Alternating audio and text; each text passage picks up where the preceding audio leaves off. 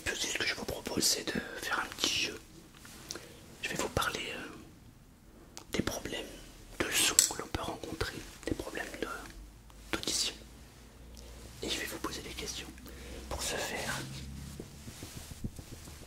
j'ai un petit fascicule où dedans il y a plein d'explications sur les problèmes d'acouphènes, le problème d'audition. Et ensuite, je vous poserai des questions parce que j'ai un petit jeu. Et dans ce jeu, il y a plein de questions. C'est un peu comme un quiz. On verra si vous avez trouvé les bonnes réponses. Ça vous va? Allez, c'est parti. Ah, c'est des lunettes de près du coup là-bas. Je vous vois pas, je vous vois trouble. Alors, d'abord je vais commencer par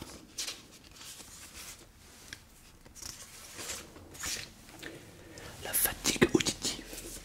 Vous savez ce que c'est que la fatigue auditive? Ah, c'est pas mal. D'accord, vous êtes sujet à la fatigue auditive des fois? Quelquefois, d'accord. Je vais quand même vous expliquer plus en profondeur qu'est-ce que c'est. La fatigue auditive est un état passager du surdité partielle. En fait, simplement quand on est vraiment trop fatigué, c'est un peu comme pour les yeux, on voit un peu moins. Et bien avec les oreilles c'est la même chose. Quand on est un peu trop fatigué, quand on a subi trop de bruit aux alentours, ça peut nous perturber et du coup on entend un petit peu moins. Mais ce n'est qu'une fatigue, donc ça peut se compenser avec du repos tout simplement. Donc dans ce cas-là il faut éviter d'aller dans les endroits où il y a beaucoup de bruit. Alors, donc les cellules de l'oreille qui captent les sons ressemblent à des petits clics, à des cils en fait, c'est des petits poils qu'il y a à l'intérieur. On les appelle les cellules ciliées. À force d'être sollicitées par le bruit, certaines finissent par se coucher pour se protéger, tout simplement. La nature est bien faite et elles ne sont plus actives et ne transmettent plus d'informations au cerveau. Et elles mettront plusieurs heures, voire plusieurs jours à se redresser. En clair, à l'intérieur de votre oreille, vous avez des poils. Quand vous avez une fatigue auditive, c'est-à-dire que vous avez été... il y a eu trop de bruit. Alors, dans ce cas-là, les cils vont se coucher. Et c'est une protection, en fait, tout simplement. C'est pour ne pas qu'elles s'abîment plus qu'elles sont déjà abîmées. Alors, elles ont besoin de repos. Et dès qu'elles seront reposées, ça se redressera. Voilà, des questions par rapport à ceci. Attention, je vais vous interroger après. C'est clair comme de l'eau de roche. Très bien. Alors, l'hyperacousie. Hyperacousie. Une personne touchée d'hyperacousie entend trop bien et trouve insupportable certains sons de la vie quotidienne. C'est quelqu'un qui a une ouïe super développée. Ça se travaille, je vais vous donner un exemple. Faut pas trop que ça s'ébruite, mais je fais des vidéos ASMR de temps en temps. Oui, ASMR, justement, c'est un rapport avec le son. Et du coup, depuis que je fais des vidéos ASMR, j'ai développé un truc. Maintenant, je suis susceptible au bruit. C'est un peu galère. Ouais, il y a des bruits qui me dérangent, qui me dérangeaient pas avant. Par exemple, les avions. Je les supporte plus. Parce que je tourne dans un endroit où il y a beaucoup d'avions. Et là, il me fatigue. Et du coup, dès que j'en entends un, même si c'est pas chez moi, je lève la tête systématiquement. Le ciel est... J'ai envie de lancer une fusée. Alors, ça peut être un exemple, évidemment. Alors, l'hyperacousie est un dysfonctionnement de l'audition. L'oreille atteinte devient hypersensible à telle ou telle fréquence sonore. Une personne touchée d'hyperacousie entend trop bien et trouve insupportable certains sons de la vie quotidienne que d'autres personnes toléreraient sans problème. Alors, l'hyperacousie peut déclencher anxiété, stress constant, nausées, vertiges, migraines, etc., dissociation, voire peut-être même des dépressions nerveuses sévères. C'est quelque chose qui est extrêmement, je dirais, dangereux, mais en tout cas, c'est quelque chose qu'il faut traiter. Il ne faut pas le laisser à la légère. Donc, l'hyperacousie, il faut traiter obligatoirement. Quand on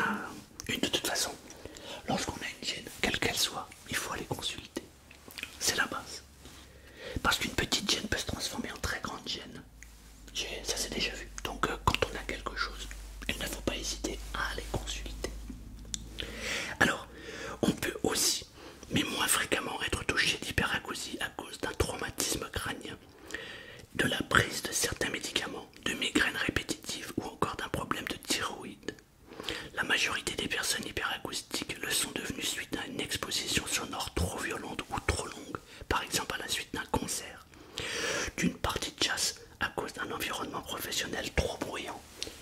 Donc il y a beaucoup de raisons de devenir hyperacousie. Oui, exactement. Exactement. Non mais c'est la raison pour laquelle je chuchote. C'est pour pas traumatiser vos oreilles. Eh ben oui. Parce que si je me mettais à parler fort, peut-être que vous pourriez être dérangé. Exactement. Donc l'hyperacousie, c'est quoi? On résume.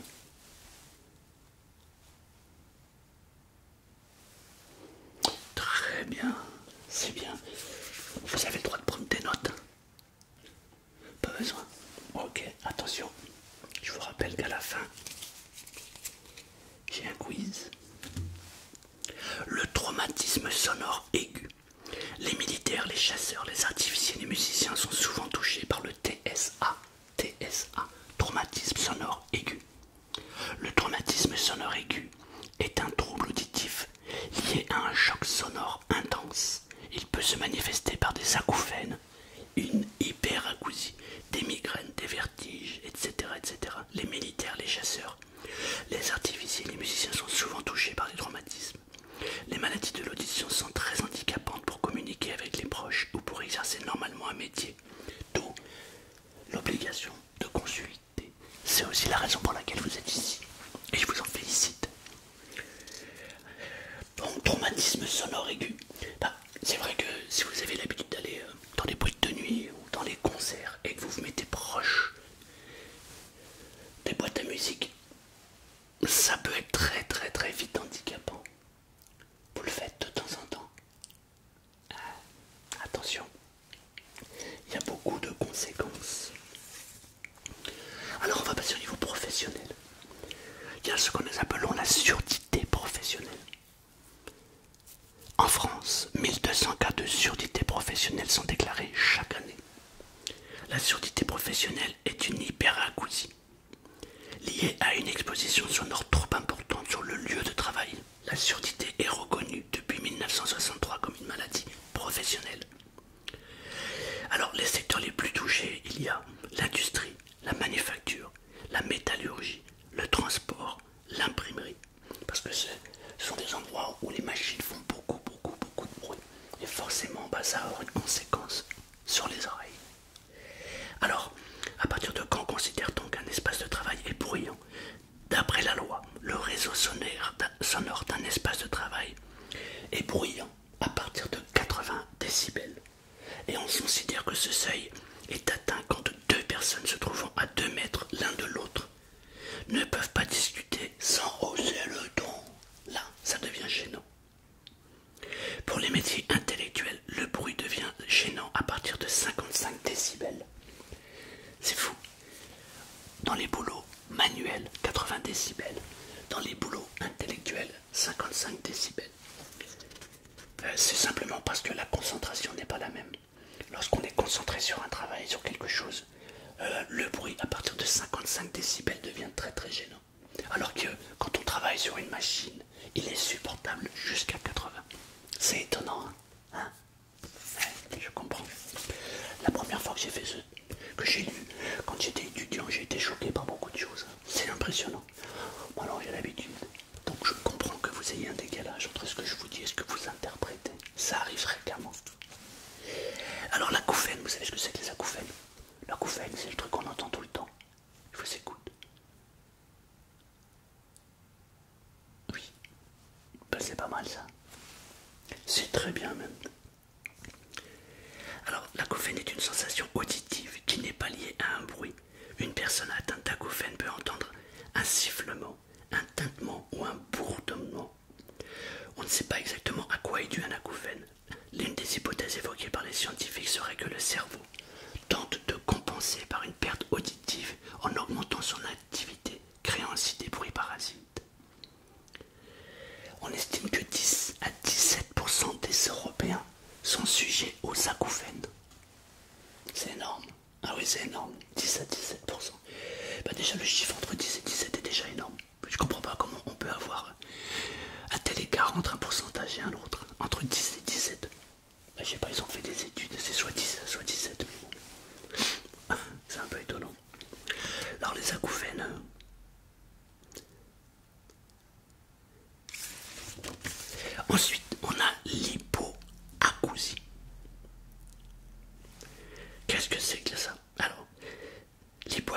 est un autre terme pour désigner la surdité partielle ou complète. À force d'être exposée au bruit, l'oreille se fatigue et se dégrade. Les cellules ganglioniques présentes dans l'oreille interne captent les sons et les transmettent au cerveau. En étant exposée à des bruits violents, longs ou répétitifs, elle meurt définitivement. La surdité a de nombreux impacts sur la vie quotidienne. L'ouïe est le principal sens de la communication. Si elle se dégrade, on a alors du mal à suivre les conversations, à recevoir des informations ou à interpréter les différents sons. Il faut très faire attention. Ça se dit ça. Il faut faire très attention. C'est bon. Ensuite, nous avons l'hypoacousie. Alors ça c'était la suite. Ayez en tête que le bruit est dangereux. Il est fort, mais aussi s'il est long. Là, ça paraît évident. C'est comme si je vous disais, c'est la canicule, il faut boire. C'est tellement évident. Mais c'est tellement évident que parfois, on oublie. Lorsque vous êtes en présence d'un bruit répétitif, qui est long et qui est bruyant, inquiétez-vous. Écartez-vous de ce bruit. Ne restez pas collé là. Parce que de toute façon, vous allez avoir des conséquences. Vous avez déjà été en boîte de nuit, j'imagine. Oh, avec la tête que vous avez dû en draguer du monde, vous. Hein. Eh bien, rappelez-vous, quand vous êtes dans une boîte de nuit, ou quand vous avez été dans une boîte de nuit, vous vous rappelez quand vous êtes sorti de la boîte de nuit, les oreilles avaient l'impression qu'elles sifflaient. On a l'impression d'être au bord de la mer et d'entendre un bruit sonore sourd à l'intérieur. Ça vous est déjà arrivé? Eh ben voilà, c'est ça. C'est un bruit qui est fort, répétitif, et du coup, ça a une conséquence sur les oreilles. Alors quand on y va de temps en temps, qu'on n'est pas collé contre l'enceinte, ça passe. Mais il y a des gens qui passent leur journée avec un casque ou des écouteurs sur les oreilles, le volume à fond, et qui après s'étonnent de ne plus entendre bien comme il faut. C'est tellement évident, et pourtant, ils ne respectent pas les règles. Dans la vie, on peut tout faire. Dans la vie, on a le droit de tout réaliser. Mais avec modération, évidemment. C'est comme pour tout. On peut tout faire, mais modérément. Hein? C'est bien, tu suis. Vous suivez, pardon. Alors, on a un traumatisme sonore aigu, si vous vous rappelez, l'hyperacousie, les acouphènes, la fatigue auditive. C'est vu pour tout ça? Ok. Alors, ce qu'on va faire,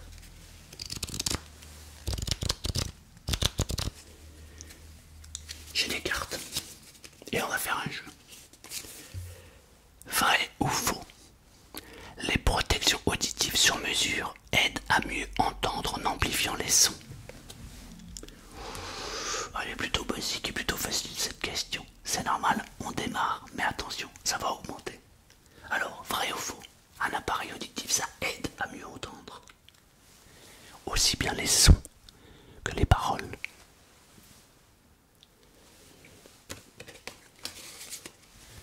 Non, oui, c'est un test écrit. Vous devez marquer la réponse juste en dessous. Il y a une case en dessous, il y a marqué commentaire. C'est là où vous mettez les réponses. Vrai ou faux? Toutes les protections auditives sont efficaces de la même manière. Vrai ou faux? Toutes les protections auditives sont efficaces de la même manière. Je vais vous aider pour la réponse. Vrai ou faux? Tous les casques pour écouter de la musique ont la même qualité sonore. Vrai ou faux? C'est vrai, c'est basique, n'est-ce pas? Alors, il y a des questions, on n'a pas forcément répondu.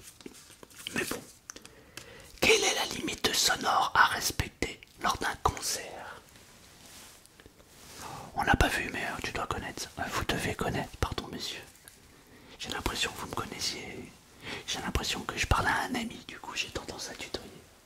Vous m'en voulez pas? Non? Très bien. Alors, combien de décibels pour un concert? Vous avez le droit de vous... Oui, vous pouvez vous aider de votre ami Google. J'attends les réponses. Alors,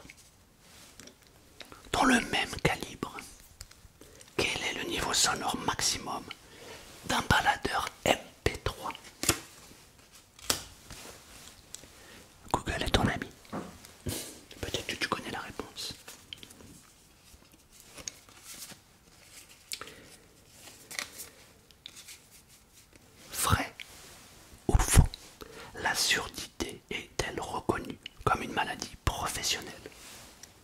Si tu as bien écouté, si vous avez bien écouté, on en a parlé.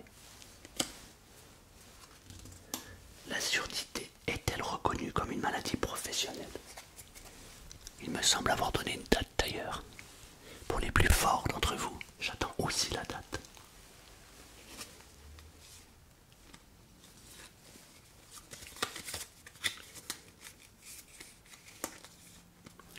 Au travail, à partir de quelle intensité sonore la loi impose-t-elle le port de protection auditive? Tu sais, c'est faire soit le gros casque, ou soit des espèces de tampons qu'on met dans les oreilles. Ouais, je connais pas le nom. J'attends ta réponse. Qu'est-ce qu'une surdité traumatique? Qu'est-ce qu'une surdité traumatique? Il me semble en avoir parlé.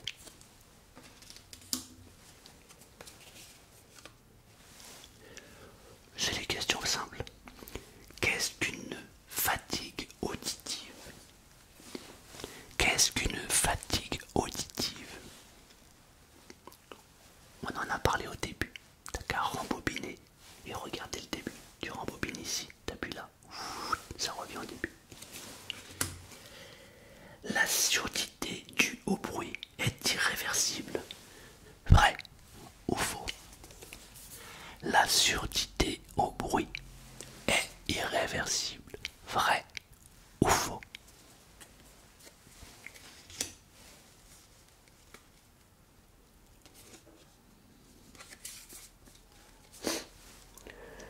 Alors là, c'est une question que nous n'avons pas vue, mais c'est quelque chose que tu peux trouver facilement comme réponse. Selon vous, quelle est l'intensité sonore en décibels d'une tondeuse à gazon? Ça fait du bruit une tondeuse, hein? Ben ça fait quoi comme bruit? Ouais.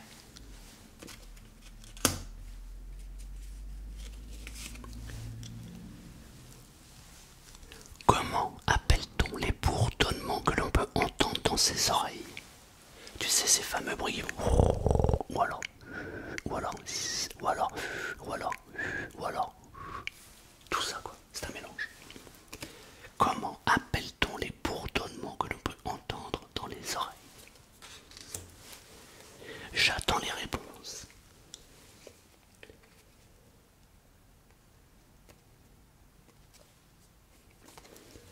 Quelles sont les conséquences sur l'organisme d'une exposition sonore trop élevée? J'attends au moins 3 bonnes réponses. On en a vu plusieurs, mais j'en attends 3. Quelles sont les conséquences sur l'organisme d'une exposition sonore trop élevée? 3 bonnes réponses.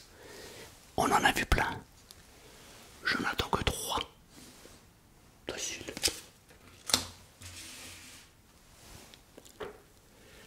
On l'a vu ça aussi au début. Quels sont les signes d'apparition d'une déficience auditive? Quels sont les signes d'apparition d'une déficience auditive? Pas très compliqué.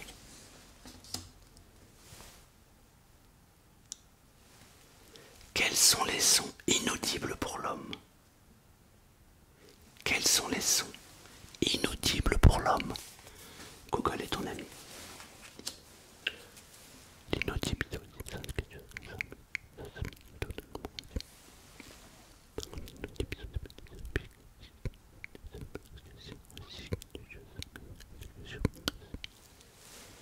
Oui, comme je vous l'ai dit, il faut aussi de la SMR.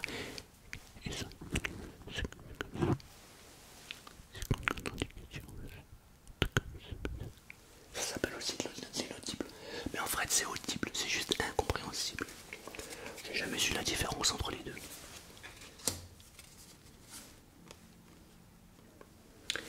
Quel est le nombre moyen de cellules sensorielles par oreille? 5000, 10 000 ou 16 000? 5000, 10 000 ou 16 000? Quel est le nombre moyen de cellules sensorielles par oreille?